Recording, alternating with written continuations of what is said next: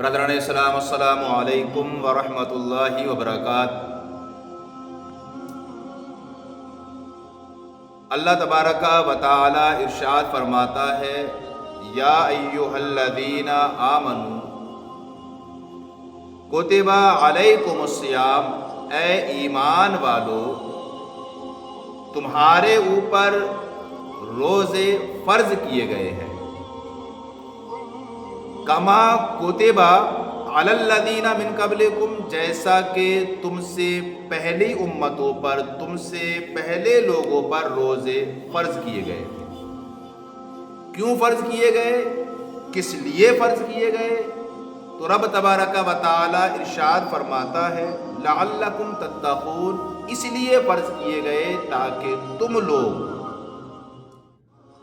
روزے رکھ کر پرہیزگار ہو جاؤ، برائیوں سے بچ جاؤ۔ روزے رکھنے میں خود ہمارا ہی فائدہ ہے، چاہے وہ میڈیکل سائنس کے حساب سے ہو یا شریعت کے حساب سے ہو۔ کتنے روزے رکھنا چاہیے؟ تو رب تبارک و تعالی ارشاد فرماتا ہے، ایام معدودات، گنتی کے چند روزے، یعنی رمضان شریف میں 29 یا 30 روزے تمہارے اوپر فرض کیے گئے ہیں، اور یہ ہر مومن مسلمان کے لیے حکم ہے کہ وہ یہ روزے رکھے۔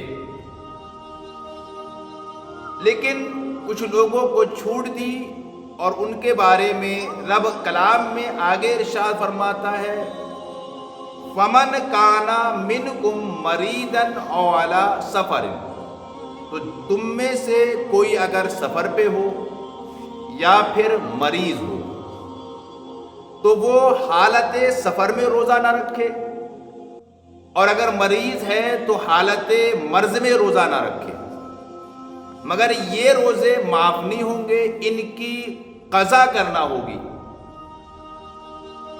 کوئی شخص اگر سفر پہ ہے تو روزہ وہاں نہ رکھے، سفر سے جب واپس آ جائے تو پھر رمضان کے روزے کی قضا کرے۔ کوئی شخص اگر بیمار ہے اور شفا پا جائے تو شفا پانے کے بعد پھر رمضان کے روزوں کی قضا کرے۔ خدائے وحدہ لا شریک ارشاد فرماتا ہے، فعدۃ من ایام اخر، تو جتنے روزے حالت بیماری میں یا پھر حالت سفر میں چھوٹ گئے ہیں وہ گنتی دوسرے دنوں میں پوری کی جائے۔ یہ روزے آپ کو رکھنا ہی ہے۔ اور فرماتا ہے، وَعَلَى الَّذِينَ يُطِيقُونَهُ، اور وہ لوگ جو روزہ رکھنے کی طاقت ہی نہ رکھتے ہو، جن کے پاس میں اتنی انرجی، اتنی طاقت نہ ہو کہ وہ صبح سے لے کر شام تک بھوکے پیاسے رہ سکیں، تو ان کے لیے خدائے وحدہ لا شریک نے حکم دیا، فدیۃ طعام مسکین، تو ان کے لیے ایک مسکین کا کھانا صدقہ کرنا ہے، ایک مسکین کو کھانا کھلانا ہے۔ اب یہاں پہ آپ غور کریں کہ روزہ صرف ان لوگوں کے لیے نہ رکھنے کی چھوٹ ہے جو روزہ رکھنے کی طاقت ہی نہ رکھتے ہوں۔ ہمارے معاشرے میں بڑے بڑے پیٹ کے لوگ، اچھی صحتوں کے مالک، وہ جو اپنے کاروبار کے لیے دن رات محنت کر سکتے ہیں، اپنی کھیتی میں دن رات محنت کر سکتے ہیں، اپنی ضرورت کے لیے دن رات محنت کر سکتے ہیں، اور وہ روزہ یہ کہہ کر چھوڑ دیتے ہیں کہ ہمارے بس کی بات نہیں۔ میرے اسلامی بھائیوں، روزہ معاف نہیں ہے، یہ ہر حال میں رکھنا ضروری ہے، اور اگر واقعی طاقت نہ بھی ہو تب بھی اس کے بدلے میں آپ کو فدیہ دینا ہوگا۔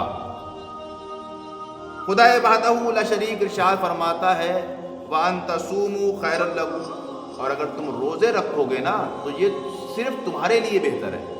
اب آپ غور کرو کہ رب جب خود کہہ رہا ہے کہ اگر تم روزے رکھو گے تو یہ تمہارے لیے بہتر ہے، اگرچہ تم اس چیز کو سمجھ پاؤ نہیں سمجھ پاؤ، لیکن جب رب نے کہہ دیا کہ یہ تمہارے لیے بہتر ہے تو دنیاوی اعتبار سے بھی تمہارے لیے بہتر ہے اور آخرت کے اعتبار سے بھی تمہارے لیے بہتر ہے۔ خود فرماتا ہے ان کنتم تعلمون، اگر تم جانتے، تمہیں نالج ہوتی تو تم خود یہ کہتے کہ ہاں روزے رکھنا ہمارے لیے بہتر ہے۔ اللہ تبارک و تعالی ارشاد فرماتا ہے شہر رمضان الذی انزل فیہ القرآن، رمضان کا مہینہ وہ مہینہ ہے جس مہینے میں قرآن نازل کیا گیا۔ یہ بڑا مبارک مہینہ ہے، بڑا مطہر مہینہ ہے۔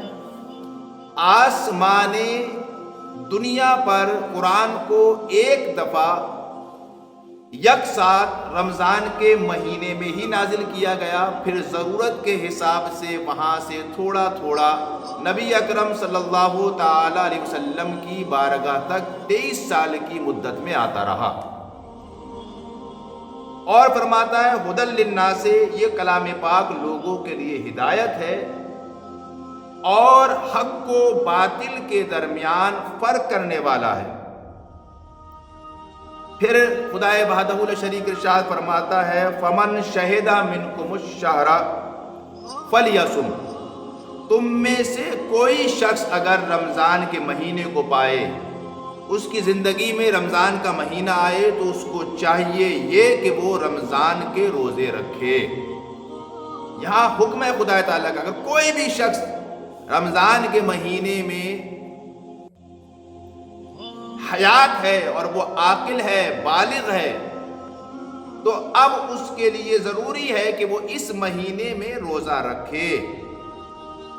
کچھ لوگ کہتے ہیں کہ ہمیں بیڑی کی طلب لگتی ہے ہم روزہ نہیں رکھ سکتے، ہمیں تمباکو کی طلب لگتی ہے ہم روزہ نہیں رکھ سکتے، تو یہ بہانے قیامت میں ہرگز نہیں چلیں گے۔